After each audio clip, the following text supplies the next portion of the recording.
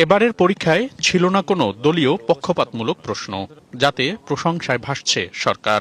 আমরা আশা করছিলাম যে বর্তমান প্রধানমন্ত্রী বা তার পরিবার বা যিনি প্রয়াত হলেন হয়তো কোনো প্রশ্ন থাকবে, কিন্তু আমরা আসলে পাইনি। অবশ্যই সাধুবাদ জানাই। এই ধারা যদি অব্যাহত থাকে ভালোই হবে। দলীয় কোনো প্রশ্ন আসেনি, সেটি একটি ভালো দিক এবং প্রশ্ন খুব স্ট্যান্ডার্ড হয়েছে। দলীয়করণের যে প্রশ্নপত্র, এইটা থেকে এই প্রশ্নপত্র মুক্ত হয়েছে। গভীর মনোযোগে যারা পরীক্ষা দিচ্ছেন তারা কেউই শিক্ষার্থী কিংবা চাকরি প্রত্যাশী নন। সবাই দেড় যুগেরও বেশি সময় ধরে শ্রেণীকক্ষে পড়াচ্ছেন, অনেকে পরিচালনা করছেন শিক্ষা প্রতিষ্ঠানও। দেশের এমন প্রায় 53,000 শিক্ষক শনিবার পরীক্ষায় বসেছেন প্রতিষ্ঠান প্রধান কিংবা সহকারী প্রধানের নিয়োগ পরীক্ষায়। রাজধানীর 9টি কেন্দ্রে 4টি গ্রুপে অনুষ্ঠিত হয় এই পরীক্ষা। এই প্রথম এসব পদে নিয়োগে নেওয়া হচ্ছে এমন পরীক্ষা।